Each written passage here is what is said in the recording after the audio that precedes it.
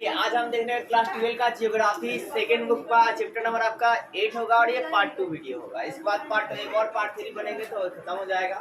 तो देखिए दोस्तों, हाई क्या IISCO यानी कि इंडियन आयरन स्टील कंपनी।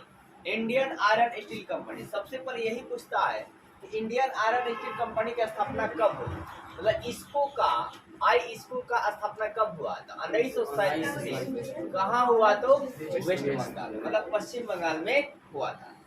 अब भाई क्या देखिए दोस्तों, पश्चिम बंगाल में इसको इसलिए किया गया ना ताकि वहां से कोयला वाला चीज जो है आसानी से इस कंपनी को मिल सके और स्टीलों को पिघलाया जा सके और अनेकों प्रकार की चीज जो है बनाया जा सके। अब इसका एक पहला कारखाना जो है कहाँ खोला गया? तो हीरापुर में, और दूसरा जो है कुल्टी में। फिर इसके अलावा ये जो कंपनी है ये पानी जो है कहाँ से लेती है? तो दामोदर नदी से। और फिर आप कहेंगे 1972 से 73 के बीच इसमें उत्पादन क्या हुआ? कम हुआ।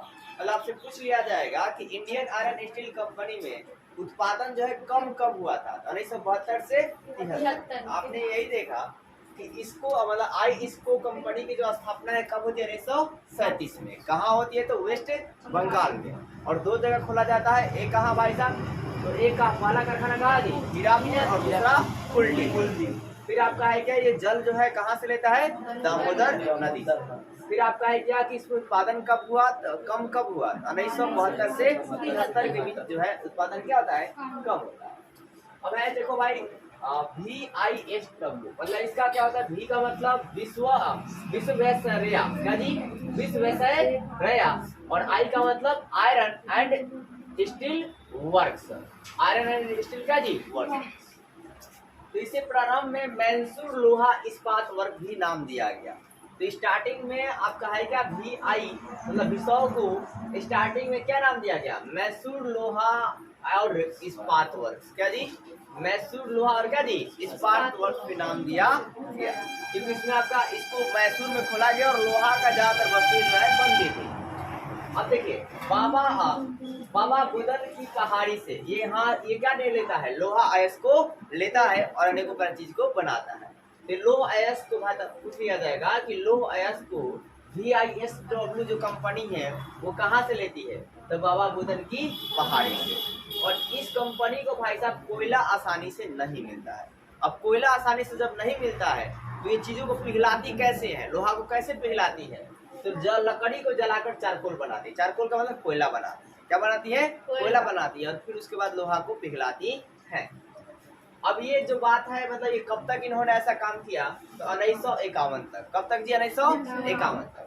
और इसके बाद क्या हुआ कि भाप इंजन का आविष्कार हो गया। क्या हो गया? भाप इंजन का आविष्कार हो गया। और उस इंजन के माध्यम से इन्होंने क्या किया? अनेकों प्रकार के, फिर पेट्रोल से चलने वाले इंजन के माध्यम से इन्होंने क्या किया कि अनेकों प्रकार की चीजों को पिघलाना जो है चालू कर दिया। फिर आपका है क्या? द्वितीय पंचवर्षीय योजना 1956 से 57 में इन्होंने क्या किया? विदेशियों ने इनका मदद किया। इन कंपनियों का क्या जी? विदेशियों ने क्या किया? मदद किया। जैसे जर्मनी मदद किया, रूस मदद किया, ठीक है? कौन मदद किया जी?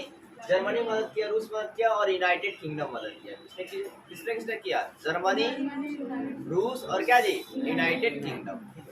तो देखो भाई साहब, जो आपका है क्या राउरकेला जो आपका था, जो राउरकेला में मैंने आपको बताया था कि संयंत्र खोला गया था, उसका मदद किसने किया था? जर्मनी।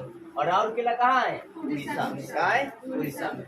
और ये भाई साहब इसको कब स्थापित किया गया? 1959। फिर जो भिलाई है इसका मदद कौन किया? रूस किया। कौन किया? रूस के सहायता से इसको खोला गया। और ये कहाँ है भाई? छत्तीसगढ़ में। और इसको कब स्थापना की गई? 1959 में। फिर दुर्गापुर की बात करते हैं। तो दुर्गापुर भाई साहब ये इसका मदद कौन किया? United kingdom. किसने किया? यूनाइटेड किंगडम ने। और ये कहाँ है जी? वेस्ट बंगाल में है। और इसको कब खोला गया? 1962 में। और इन सभी पर HSL का अधिकार है। किसका अधिकार है जी? HSL का मतलब हिंदुस्तान स्टील लिमिटेड का अधिकार है। HSL मतलब हिंदुस्तान स्टील लिमिटेड का क्या है? अधिकार है। इस कंपनी का जो है राउरकेला, भिलाई, दुर्गापुर और बोकारो पर अधिकार है। और बोकारो को किसके मदद से खोला गया? रूस के मदद से खोला गया। कब खोला गया साहब? 1964 से। एक 1964 में, एक 1962 में। लेकिन दूसरा लड़का जी बाद बोकारो वाला। और दोनों क्या 1959 फिर आपका है क्या इसके बाद क्या हुआ 1973 में साल की क्या की गई स्थापना की गई। क्या की गई जी? साल की क्या गई स्थापना की गई। अब देखो 1954 में ध्यान दीजिएगा पहली सूती मिल की स्थापना की गई। कहाँ की गई? मुंबई में। बोल को ध्यान दीजिए तो है क्या 1854 में पहली आधुनिक सूती मिल की स्थापना कहाँ की गई? मुंबई में। तो देखो सूती मिलों को जो अंग्रेज थे ना उन्होंने क्या नाम दिया था?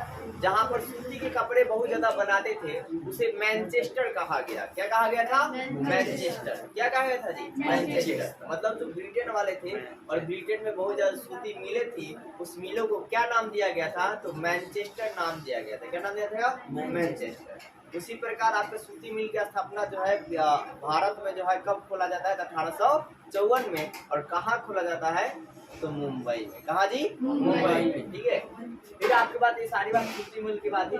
फिर 1943 में भारत में मिलों की संख्या कितनी थी? एक और बात करो। अब ये सूती मिल जो था ना ये गुजरात और महाराष्ट्र के कपास के क्षेत्र क्या थे? निकट थे। मतलब जहाँ पर कोई क्षेत्र निकट होता है जहाँ से वस्तु क्या मिल जाए आसानी मिल जाए वहीं पर मिलों को खोला जाता है। मतलब कोई पूछ देगा कि मुंबई में ही क्यों सूती मिल खोला गया? तो मुंबई में इसलिए साहब पहली बार खोला गया ताकि वहाँ पर गुजरात और महाराष्ट्र में कपास के क्षेत्र क्या थे? निकट थे। आसानी से वहाँ कपास जो है मिल जाता था तो कपड़ा आसानी से बन जाता था। ठीक है, ये भी बात आप लिख सकते हो। तो आपने ये देखा क्या कि आधुनिक सूती मिल की स्थापना कहाँ हुई थी? मुंबई में। कब हुई? 1854। और इस मिल को है जो भाई साहब जो कपास है वो कहाँ से मिलता था? गुजरात और महाराष्ट्र के निकट वाले हिस्सा से। और इसके बाद आसानी से मिलता था तो कपास आसानी से क्या करते थे? बना लेते थे। अब देखो 1943 में भारत में मिलों की संख्या कितनी थी? 423। कितना था? 423। जो आजादी के बाद 1947 में देश आजाद हो गया तो आजादी के बाद ये क्या हो गया? 409 हो गया। कुछ मिलें पाकिस्तान में चली गई। और जो आपका कपास पर बहुत ज्यादा जो क्षेत्र था ना वो भी आपका 100% में से मान के चलो क्या कि आपका बहुत सारा परसेंट 29% ही मात्र आपके इंडिया में रह गया। बाकी शेष जो बचा आपका 100% में से वो किसमें चला गया? पाकिस्तान में चला गया। और इसके बाद लेकिन बाद में क्या हुआ कि इंडियनों ने कुछ मेहनत किया। उसके बाद भाई साहब नेताओं ने कुछ मतलब अपना योगदान दिया और आगे चलकर कपड़ा उत्पादन में 5 गुनी क्या हुई? वृद्धि। क्या हुई जी? 5 गुनी क्या जी? वृद्धि हुआ। अब देखो साहब चीनी उद्योग। क्या जी? चीनी। तो सबसे पहले बात पता करें कि चीनी उद्योग जो है चीनी जो है गन्ना से प्राप्त होता है। किससे प्राप्त होता है? गन्ना से प्राप्त होता है। चीनी किससे प्राप्त है जी? गन्ना से। मतलब पहले गन्ना को बोया जाता है फिर उसे काटा जाता है। काटने के बाद उसे मतलब मशीन में डाला जाता है और मशीन में उसके जूस जो है निकाले जाते हैं। फिर उस जूस को क्या किया जाता है भाई साहब की चारकोल के माध्यम से। चारकोल मतलब कोयला के माध्यम से क्लीनिंग की जाती है। और इसके साथ ही साथ जो आपके हड्डी होते हैं उन हड्डियों के चूर्णों से भी क्या कहता है कि उसमें क्लीन किया जाएगा। वो हड्डी क्या करेगा कि जितने भी उसमें कले कले धाबे हैं ना वो सारे कले कले धाबे उस हड्डी में आके एब्जॉर्ब हो जाएंगे और शोषित हो जाएंगे। तो जिससे क्या होगा कि जो चीनी होगा जो भी मतलब चीज बनाया जाएगा वो थोड़ा व्हाइट होगा। क्या होगा? व्हाइट। ऐसा नहीं कि वो उसमें हड्डी डालेंगे, नहीं, हड्डी हम डालेंगे ना तो जितने भी जो उसमें ब्लैकनिंग है जितने भी जो काले काले चीजें हैं वो इसमें आकर क्या होगी? एब्जॉर्ब होगी और शोषित होगी। इसी प्रकार अगर आपका फ्रिज बहुत ज्यादा स्मेल दे रहा है ना तो आप क्या करेंगे कि अगर आपने फ्रिज में मतलब 1-2 दिन के लिए चारकोल रख दीजिएगा, कोयला रख दीजिएगा तो ऑटोमेटिक जो आपका स्मेल है वो गायब हो जाएगा। जी सर। नहीं वो चारकोल जो है ना वो गैसों को एब्जॉर्ब कर लेगा। उसी प्रकार जिस तरह हड्डी क्या किया वो जितने भी केमिकल पदार्थ थे एब्जॉर्ब कर लिया। और देखो भाई साहब चीनी उद्योग के बाद हमने बताया ये सारी बातें। तो आपका है कि गन्ना से प्राप्त होता है। एक और बात गन्ना और चीनी में विश्व का जो है विश्व में भारत जो है कितने नंबर पर है? नंबर 1 पर है। क्या जी? मतलब उत्पादन जो है नंबर 1 मतलब गन्ना और चीनी का उत्पादन में वर्ल्ड में जो है नंबर 1 पर कौन है जी? इंडिया है। कौन है? इंडिया। कितना परसेंट करता है विश्व का? 8%। कितना करता है जी? 8% करता है। और इसका विकास जो है कब किया गया? 1903 में किया गया। कब किया गया जी? 1903 में। पहली बार इसका ज्यादातर विकास कहाँ हुआ?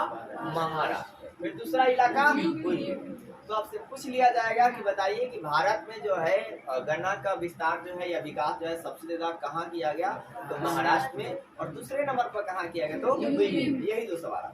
और इसके बाद जो है बिहार, झारखंड, हरियाणा, ठीक है ना, इन सब इलाकों में जो है किया गया। अब देखो है क्या, पेट्रो रसायन। क्या है जी, पेट्रो रसायन। तो वो रसायन जिसमें पेट्रोलियम की चीजें प्राप्त होती हैं, फिर आपके क्या प्लास्टिक की चीजें प्राप्त होती है, फिर आपके पॉलीमर के जो कपड़े होते हैं वो चीजें प्राप्त होती है, जो रंगीन आप कपड़े पहनते हैं वो चीजें प्राप्त होती है, उन सभी को पेट्रो रसायन कहा जाता है। क्या सर, आपको पेट्रो रसायन किसे कहते हैं कि जिस आपका है क्या कि जिस आप उद्योग में क्या होता है कि प्लास्टिक की वस्तुएं, फिर आपका पेट्रोलियम की वस्तुएं, ठीक है, फिर आपको गैसोलीन की वस्तुएं, चमकदार कपड़े, संश्लेषित कपड़े इत्यादि बनाए जाते हैं, उसे पेट्रो रसायन कहा जाता है। ठीक है, अब पेट्रो रसायन की जो है 1960 में मांग क्या हो गया, बढ़ गया। डिमांड क्या हो गया जी, बढ़ गया। अब डिमांड बढ़ गया तो इसको पेट्रो रसायन को डिवाइड कर दिया गया, मतलब कुछ वर्गों में क्या किया, बांट दिया गया। देखिए मतलब जब डिमांड बढ़ता है ना, तो जब उस कंपनी से मैरिज नहीं होता है तो वो कंपनी अपना प्रकार कर देती है, मतलब वहां भी खोल देती है, वहां भी खोल देती है, वहां भी खोल देती है, कई जगह क्या करती है, खोल देती है। अब इसके 4 उपवर्ग थे, कितने उपवर्ग थे, 4। पहला था पॉलीमर। क्या था जी, पॉलीमर। पॉलीमर मतलब ये कपड़ा वाला था। क्या था, कपड़ा। जैसे कि आप सुनते हैं ना कि मतलब क्या होते हैं, और पॉलीमर का अगर मैं केमिस्ट्री में शुद्ध बोलूं तो इसको बोलते हैं बहुलक। क्या बोलते हैं, बहुलक। और जितने भी आप कपड़ा पहन रहे हैं वो सारे पॉलीमर के अंतर्गत मैक्सिमम जो सूती के नहीं होते। आप बोलते हैं ना तेरीकट का, ठीक है, तो तेरीकट एक प्रकार का पॉलीमर है। क्या है, पॉलीमर। आप लोगों की बोलचाल की भाषा में पॉलिएस्टर कहते हैं। सुनिए कि आपका कपड़ा किसका जी, पॉलिएस्टर का, या पॉलिएस्टर मिक्स है, ठीक है, सूती और पॉलिएस्टर क्या जी, मिक्स है, ऐसा। दूसरा है कृत्रिम रेशा। क्या जी, कृत्रिम रेशा। जो रेशा को मानव तैयार करेगा उसे बोले क्या जी, कृत्रिम रेशा कहेंगे। क्या कहेंगे, कृत्रिम रेशा कहा जाएगा। ठीक है, और इसे भी अनेकों प्रकार के कपड़े बनाए जाएंगे। क्या बनाए जाएंगे, कपड़े। अब है क्या, देखो इलेस्ट्रोमर्स। क्या जी, इलेस्ट्रोमर्स। तो ये जो इलेस्ट्रोमर्स वाली चीज है इसे पेट्रोलियम की चीजों को बनाया जाएगा।